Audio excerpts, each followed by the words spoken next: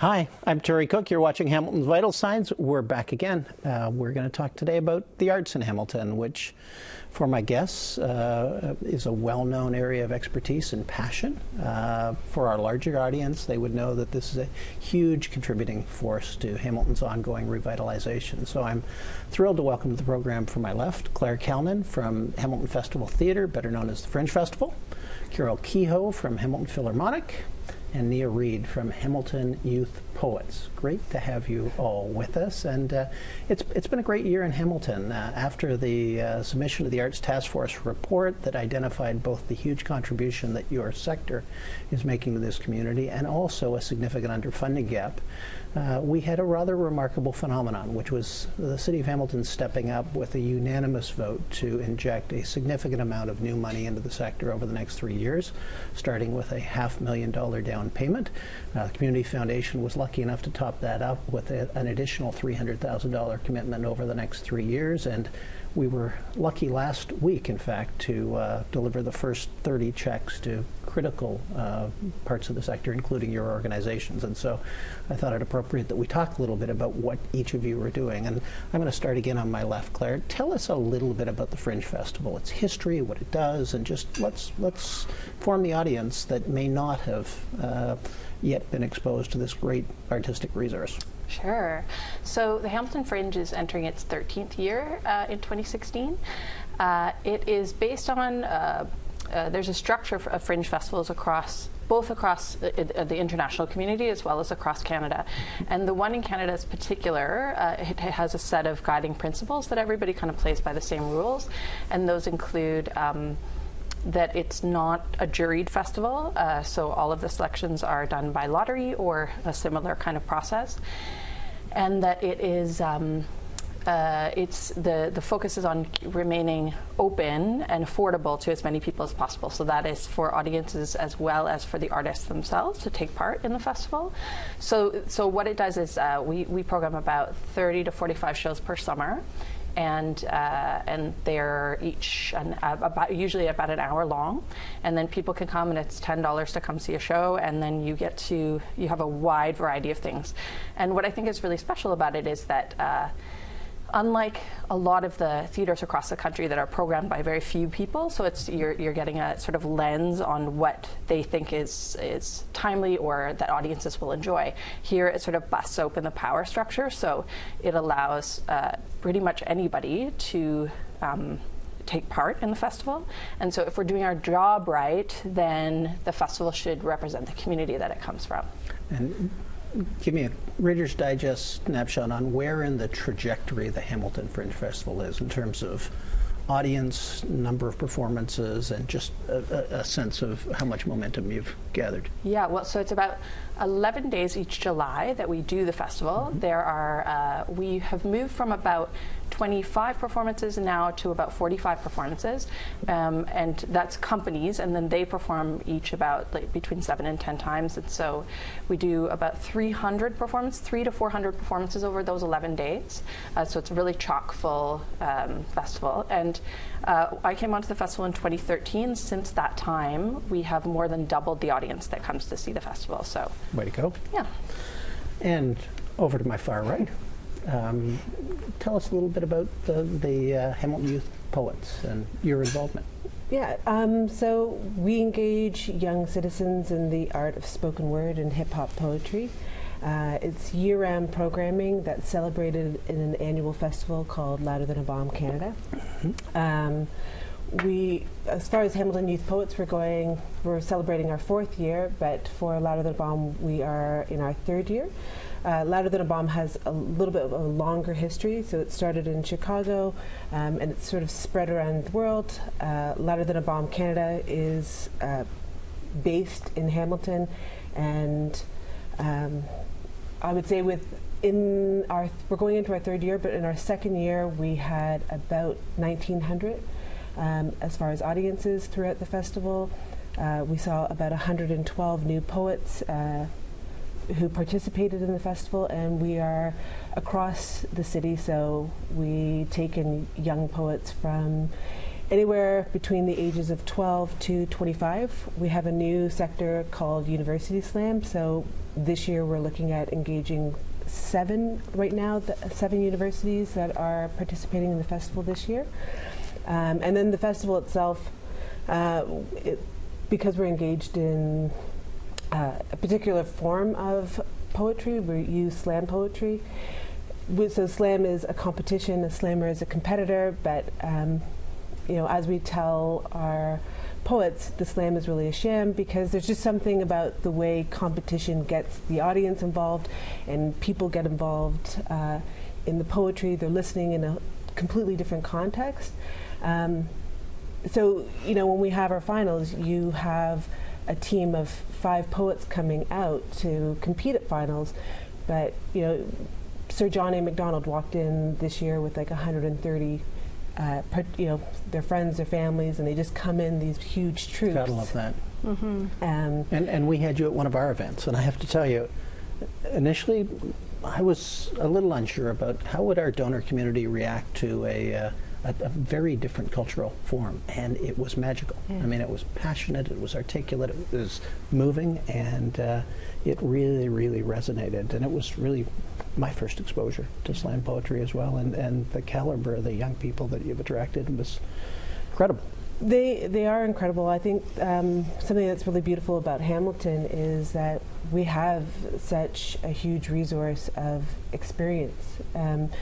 Looking at like how Hamilton is divided, one of the goals is like to get people civically engaged with these stories. You're listening to it in a different context. And we know just with our history, with what we've done with Louder Than a Bomb, as well as like the 15 years beforehand, we have an 85% graduation rate. We know that we have long-term effects on mental health as far as the individual feels about being heard and their authentic stories.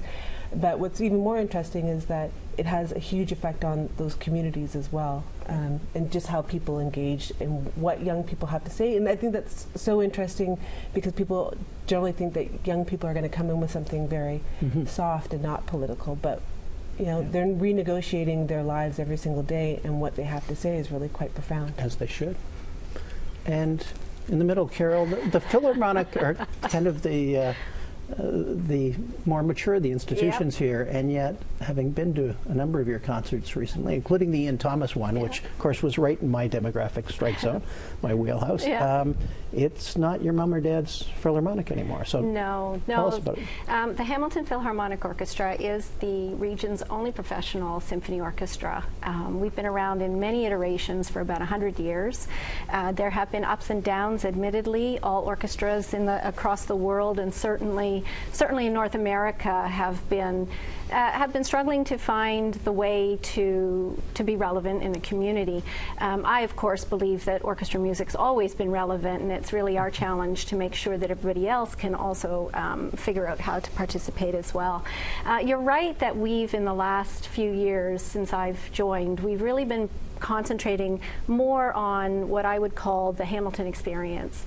So when we do our concerts, every time we choose a program, we're trying to determine how does this fit in this environment here? So we're not duplicating London, England, and we're not duplicating Philadelphia or LA or Boston. No, Hamilton has a very rich heritage. And so how does this fit the audience right now? We do 9 main stage programs, which are our big concerts. So this is where you put upwards of 60 to 70 musicians on the stage at the Great Hall in Hamilton Place. And we could, as we grow, increase those kinds of presentations, but instead our organization is looking to expand out with other types of orchestra performances. So in the last year, we've introduced the Gallery series, for example, which is a free concert, but it moves us around the city into smaller art galleries where we put our small ensembles, and we can get upwards of 100 people sitting engaging very intimately with the musicians and with the music. We've also introduced the Indie Series, and this is a cross-genre program for us. It's actually new. It's something that other orchestras in Canada are looking at to see how we're doing it. But what we actually do is we find emerging musical artists who are typically independent indie artists, and we're matching them up with our musicians, and then we're asking them to collaborate and create brand new music, and the culmination of that is a concert. We did one last week at Mills Hardware on King Street, and we were excited by what happened because we had 100 people in the audience, and that's all that Mills can take. We had them crammed right in, and it was fun to watch the Red Hill Valleys, for example, young artists playing guitars, doing Chopin on the guitars, and you know what they did was quite interesting. And then seeing our musicians playing a marimba with violin bows to accompany the Red Hill Valleys, it was really interesting. The other thing we're doing is introducing family concerts. So we wanted to provide an opportunity for families to engage with the orchestra, and we know that's intimidating to bring families into the Great Hall and 1,900 or 1,400 people. So we are going to be at Mohawk, into a smaller venue, which is a little bit more comfortable. Great acoustics for this kind of hour-long program, and then families can interact. So we're starting to expand our reach in terms of trying to bring the orchestral experience out of the hall and into the community. Isn't that great? And on that happy note, we're halfway out of time, so we're going to take. Oh, why? We're going to take a quick commercial break, but all content-rich stuff. Claire Kalman from the Fringe Festival, Carol Kehoe from the Philharmonic, and Nia Reid from Hamilton Youth Poets. We're going to be right back to talk more about what you do in this community. I'm Terry Cook. You're watching Hamilton Vital Signs. We'll be right back. It's only 28 minutes, right?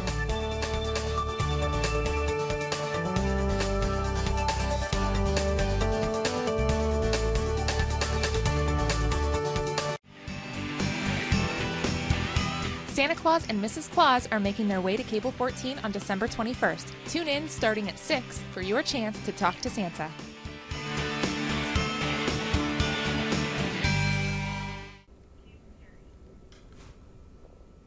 That quick head snap was me not paying attention during the break. I'm Terry Cook. You're watching Hamilton's Vital Signs, and we're back. We're talking about the arts in Hamilton.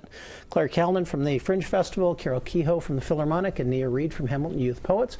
I want to move away for a minute from what each of your organizations is doing in Hamilton to talk a little bit about what brought you to this work, because I always find that is informing and educational as the specifics of what you do in the office every day. So, Nia, how'd you get into this? It's a roundabout story. So I started off as a prosthetic artist. I used to make monsters, and for several years I worked for YTV. So I've been working with youth for about 20 years. And it was a great job because it was all about stimulating imagination. They had a logo of Keep It Weird, so nothing gross, nothing disastrous, to somewhere in between. Considered a future in politics? Because I think you're well prepared. From there I moved into producing. I went back to school, and I was teaching at the same time. And I was really interested in looking at the effects of what happens to tourist performers during a performance, which somehow led into, well, how do we use the arts for transformative justice? And it started off with a really big concept of bringing artists and intellectuals together, and when I found slam poetry, it was like, actually, they're all combined in these young people already. I made a partnership with Louder Than a Bomb. We had the same sort of ideas of what young people had to say and the kind of changes that it could make in a community, in a city. And from there, I just sort of jumped in, and it turned into my thesis project that just never stopped. And I feel really quite lucky with the amount of young people that come in and what happens in their lives, and whether they stay in poetry or whether they, a few of the kids that have started with us, we have one that's just become a doctor, another one who's a lawyer, another three that are staying on the path of poetry. But it's been an amazing journey, and seeing what it can do in their lives and sort of stabilizing. Great story. So Carol and I last weekend were interviewing scholarship applicants for the Lawrence Scholarship together, and we've done that for a number of years. And it's always fascinating for me and inspiring to meet with young people at a point in their lives where they're thinking about what's possible and how they're going to kind of paint their legacy on the community. And tell us about how you came to do this work. I have always been involved in the arts as a patron, as an appreciator. I can't play a musical instrument to save my life. You're in good company here. But I actually was a practicing journalist for about 20 odd years. My last formal job in the industry was as director of marketing for the London Free Press.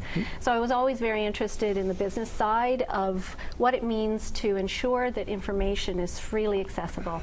And what's happened is when you take a look at what the newspaper, I actually did go into it with the idea that it was my duty, my civic responsibility to ensure that the populace knew information, that it's their right to know things as opposed to people having it tucked to themselves. So I went into journalism for a very noble reason, I think, and that's just turned over, of course, into the arts, because I actually believe that the arts are an essential part of the community. It's not a luxury. It's not something that we can trade when we need to trade for infrastructure costs like sewers and everything else.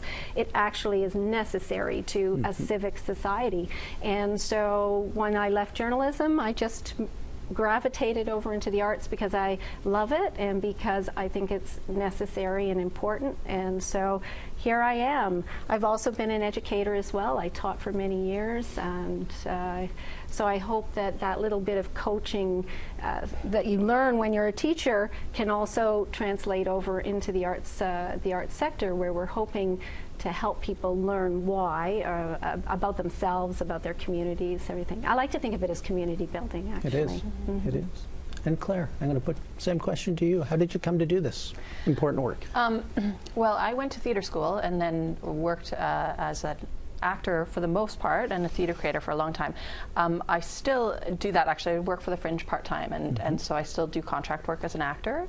And I also have always done something on the producing side. So theater work's interesting because it's intermittent contract-based work, and so I always felt like the desire to be driving something at the same time, so you aren't always waiting for the phone to ring. So I ran a youth arts organization in Toronto for 10 years called the AMY Project, which is Artists Mentoring Youth. And then I've done education projects as well, and produced for Canadian Stage, and did a youth program for Soul Pepper Theatre. And so so I've done both the educational / producing side as well as the artistic side. I didn't know you had a history with Soul Pepper. Will. Oh yeah. We have common points of intersection with some of our donor community that have been significantly involved there. I want to come back to you, Carol, because you talked about coming with a passion for arts, but a business mindset. Because one of the points of conflict, inevitably, and you touched on it, was in terms of community building, we got to choose, right? We either got to choose. It's easy for me to say. Hard services. Roads and sewers, or policing and fire, or the perhaps softer and tougher to delineate contributions that this sector makes. I'm interested within your space how hard that conversation is to have with your artists, because there's also an element that says at some point paid seats and bums matter to making the business equation work. Well, yes, they do right now. I mean, if I lived in my ideal world, ideal world would be that nobody would have to pay for a ticket, and that basically it would be, all arts forms would be accessible. We've built that business model up as part of the development because of the very thing that 50, 60 years ago, and I think it's still true today, there is a large sector of the population that doesn't believe that it's necessary or important, or that everybody needs it. It's a frill.